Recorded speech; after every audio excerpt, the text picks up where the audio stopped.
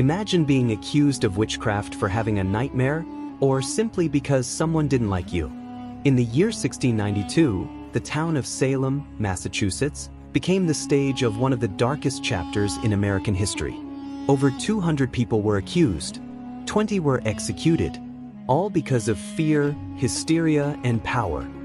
This is the story of the Salem Witch Trials, a time when superstition ruled over reason and innocent lives were lost to a tidal wave of paranoia. But how did it begin? And more importantly, what does it teach us about justice, fear, and the human mind? To understand Salem, we need to understand the Puritans, a religious group that settled in New England to create a city upon a hill. To them, life was serious, scripture was law, and the devil was real and ever-present. In 1692, Salem was a tightly wound Puritan village facing political instability, economic troubles, Native American raids, and disease. Life was hard, and fear was everywhere. Puritan belief held that the devil could grant witches supernatural powers. Witchcraft was a crime, not just against people, but against God himself. Children were expected to be silent. Women had few rights. The idea that a young girl could be possessed, or worse, working with Satan, was enough to terrify an entire community. This deeply religious and fearful atmosphere laid the perfect groundwork for the storm that was about to erupt in Salem. It all began in the home of Reverend Samuel Parris. In early 1692, his daughter Betty and niece Abigail began having fits, contorting, screaming, throwing things.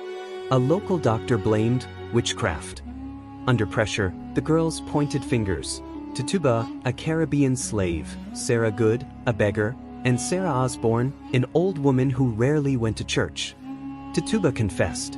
Likely under duress, she said she'd been visited by the devil and named others as witches. Her words lit a fuse that couldn't be put out. Soon, more girls claimed to see visions, feel bites, and be tormented by specters. The more names they gave, the more they were believed. The village turned into a courtroom. Neighbors accused neighbors. Families were torn apart. Anyone could be next. By spring, the jails were filling up.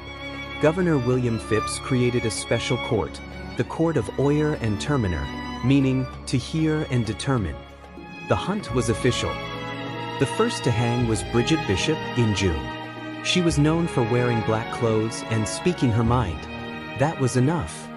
In the summer of 1692, the madness peaked. Accusations flew like wildfire. Spectral evidence, dreams and visions, was accepted in court. Rebecca Nurse, a well-respected elderly woman, was executed. Her death shocked the community. If even Rebecca was guilty, who was safe? Giles Corey refused to plead guilty or not guilty. To force him to speak, he was pressed to death with stones. His last words? More weight. By the fall, 20 people had been executed. Dozens more languished in jail. Fear ruled Salem. But cracks began to show. People started to doubt the validity of the girls' testimonies. What once felt like justice now looked like mass murder. When the governor's own wife was accused, the court was shut down. Trials ended. Those in jail were slowly released. The damage was done. Salem was never the same. Families of the executed lived with stigma for generations. Some never recovered. In 1702, the trials were declared unlawful. In 1711, compensation was offered to the families of the victims. But no money could bring back the dead.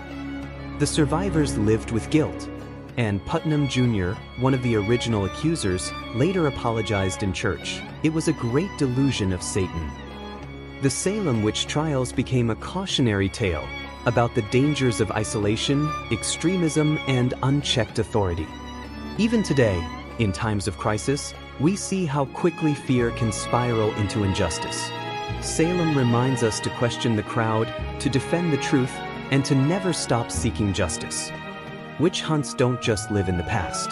They happen anytime we let fear outweigh facts. The Salem Witch Trials were a tragedy, but their legacy can serve a purpose if we choose to learn from it.